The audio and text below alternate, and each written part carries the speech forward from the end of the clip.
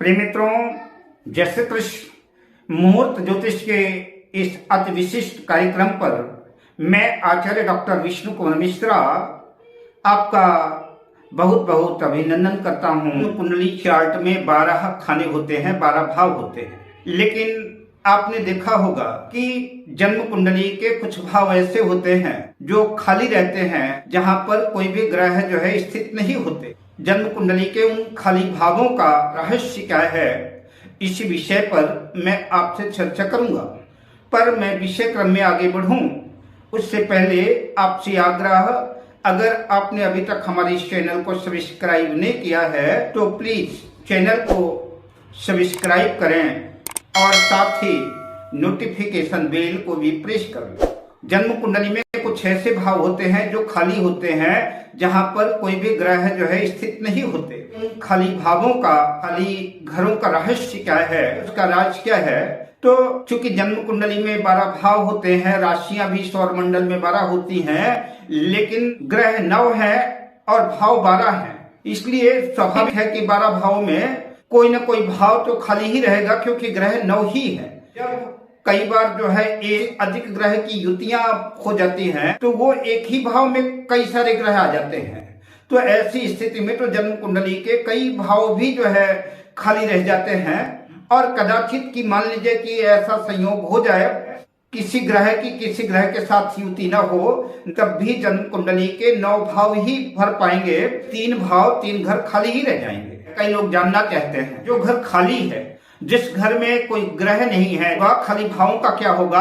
क्या उस भाव से संबंधित फल नहीं मिलेगा? या अक्सर लोगों के दिलो दिमाग में सवाल रहता है। तो जन्म कुंडली में जो भाव खाली हैं, जो घर खाली हैं, तो ऐसा कदापि नहीं है, ऐसा बिल्कुल भी नहीं है कि उस भाव से संबंधित हमको प्रतिफल नहीं मिलेगा, उसका कोई परिणाम हमारे सामने परिलक्षित नहीं होगा। वो भाव सोया हुआ है, वो भाव खराब हो गए हैं, वो उसके रिजल्ट हमको नहीं मिलेंगे, ऐसा बिल्कुल नहीं है। वे भाव भी जो है अपना पूरा प्रभाव देने में सक्षम है। अब देखना यह होगा कि जो भाव खाली है, जो भाव रीता है, जिस भाव में कोई ग्रह स्थित नहीं है, उस भाव में कौन सी राशि बनी हुई है, उस राशि का राशिपति कौन है, उस भाव का स्वामी कौन है, उस खाली भाव का स्वामी जन्म कुंडली के किस भाव में बैठा है, कहाँ बैठा है, कि उस जन्म कुंडली के खाली भाव पर किन ग्रहों की दृष्टि पड़ रही है, कौन से ग्रह उस भाव को देख रहे हैं, कौन उस खाली भाव को उस भाव का स्वामी देख रहा है, या कि उस भाव को कोई शुभ ग्रह देख रहा है, या कि उस पाप ग्रह देख रहा है। उस खाली भाव का कोई न कोई कारक ग्रह भी होगा। अगर उस भाव का कारक ग्रह उस भाव को देख रहा है, अगर उस भाव का स्वामी उस खाली भाव को देख रहा है, भी अच्छे परिणाम की आशा की जा सकती है। उस खाली भाव का प्रतिफल जातक को मिलेगा। अगर उस भाव को कोई क्रूर ग्रह, कोई पाप ग्रह के द्वारा वो दृष्ट है, कोई शत्रु ग्रह के द्वारा वो दृष्ट है, या कि नीच ग्रह की दृष्टि है, तो थोड़ा सा चिंता का विषय बन सकता है। उस खाली भाव पर किसी ग्रह की दृष्टि भी नहीं है, कोई ग्रह उस खाली भाव को देख भी नहीं रहा है। तो आपको देखना होगा कि उस भाव का स्वामी जन्म कुंडली के किस भाव में बैठा है। जन्म कुंडली के 6ठे, 8वें, 12वें भाव में तो नहीं बैठा है, जन्म कुंडली के नीच राशि में तो नहीं बैठा है। अगर वो जन्म कुंडली के नीच राशि में बैठा है, कि जन्म कुंडली के 6ठे, 8वें और 12वें भाव में बैठा है, तो निश्चित रूप से यह सोचनीय विषय होगा। तब उस भाव से संबंधित परिणाम परिलक्षित नहीं होंगे। लेकिन उस भाव का स्वामी या कि अपनी उच्च राशि में बैठा है, अपने मित्र राशि में बैठा है, उस भाव पर शुभ ग्रहों का प्रभाव है, शुभ ग्रहों की दृष्टि उस भाव पर है, तो निश्चित रूप से उस भाव से संबंधित जो भाव का फल होगा वो जातक को अच्छा मिलेगा। उस खाली भाव का स्वामी केंद्र में बैठा है, त्रिकोण में बैठा है, किसी योग कारक ग्रह के साथ बैठा है, तब भी जीवन में अच्छे परिणाम परिलक्षित होंगे। जो भाव खाली है, अगर उस भाव से भाव का स्वामी 6ठे, 8वें, 12वें भाव पर है, लग्न कुंडली के 6ठे, 8वें, 12वें भाव में होगा, तब तो दोष युक्त होगा ही।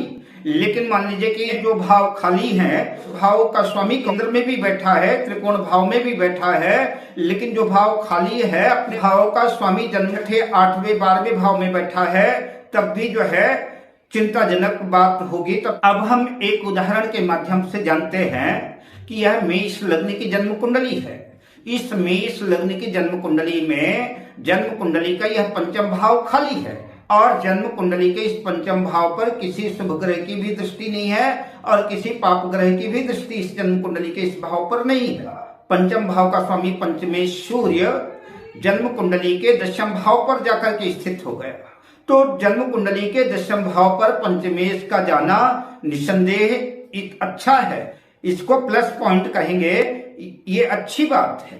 सूर्य जन्म कुंडली के दशम भाव का कारक भी है, सूर्य राजयोग कारक है और प्रथम दृष्टिया हम कह सकते हैं कि ऐसे जातक को सर्वश्रेष्ठ उत्तम परिणाम परिलक्षित होंगे, क्योंकि पंचम भाव का स्वामी पंचमेश जन्म कुंडली में केंद्र भाव में दशम भाव पर चला गया, कर्म भाव पर चला गया। ऐसे जातक की उच्च स्तरीय शिक्षा पूरी होगी, ग्रेजुएशन करेगा और सरकारी नौकरी से भी लाभ होगा, सरकार से भी लाभ होगा, पिता से भी लाभ होगा।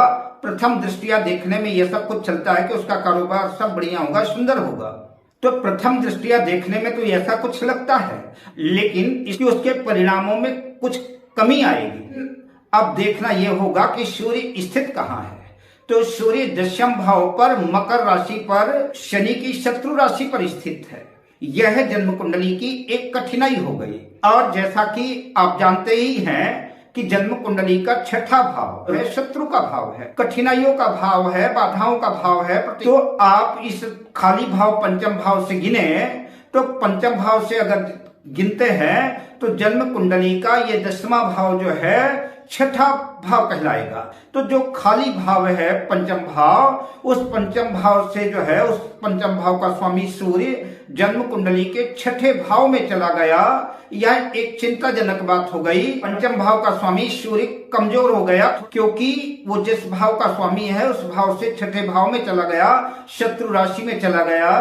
तो यह थोड़ा सा जो है तो उस भाव से संबंधित फलों में कमी आ गई। ऐसे जातक की शिक्षा तो निसंदेह पूरी होगी, लेकिन शिक्षा के क्षेत्र में भी कई बार कठिनाइयों का उतार चढ़ाव का सामना करना पड़ेगा, मुश्किलें आएंगी और मुश्किलों के बाद ही इसकी शिक्षा पूरी हो पाएगी। और जन्म कुंडली का दशम भाव कैरियर का भाव है, तो जन्म कुंडली के पंचम भाव का स्वामी सूर्य जो है जन्म कुंडली के दशम भाव पर चला गया। ऐसे जातक का जॉब तो लग सकता है, नौकरी तो लग सकती है, लेकिन उसके जॉब में या कि उसके बिजनेस में जो भी वो कर्म करता है, जॉब में बिजनेस में नित नई कठिनाइयों का सामना उसको करना पड़ेगा। उसके करियर के क्षेत्र में शत्रु जो है समय समय पर जो है तो प्रबल होते रहेंगे, शत्रु मुश्किलें खड़ा कर सकते हैं, तो शत्रुओं का सामना करना पड़ सकता है। और जन्म कुंडली में जब भी शनि और सूर्य की दशा अंतर्दशा आएगी, तब निश्चित रूप से ऐसे जातक को शत्रु पीड़ित करेंगे, शत्रु जो है ऐसे जातक को जो है परेशान करेंगे। और हो सकता है कि ट्रांसफर भी हो जाए, या कि ऐसा भी हो सकता है कि शत्रुओं से पीड़ित होकर के नौकरी भी छोड़ने की स्थिति आ सकती है। अधिकारी परेशान कर सकते हैं। छठा भाव से जो है मुकदमा भी देखा जाता है, लड़ाई झगड़ा के लिए भी छठा भाव देखा जा सकता है। तो हो सकता है कि केस मुकदमा आदि की भी स्थितियां उस वक्त आ जाए। अगर सूर्य के साथ जो है राहु केतु भी इन्वॉल्व हो गए, तो हो सकता है कि ऐसे व्यक्ति पर झूठे लांछन लगे, झूठा आरोप लगे, और झूठे आरोप प्रत्यारोप के चक्कर में जो है जातक परेशान हो जाए और उसको नौकरी भी छोड़नी पड़ सकती है। आपको ये भी देखना पड़ेगा कि उस जन्म कुंडली का जो भाव खाली है, वो भाव पाप कर्तरी योग में तो नहीं है। उस भाव के स्वामी को भी देखना पड़ेगा कि वो भाव का स्वामी जो है पाप कर्तरी योग में है या शुभ कर्तरी योग में है। अगर भाव और भाव का स्वामी पाप कर्तरी योग में होगा, तब भी उस भाव से संबंधित फलों में कमी आएगी।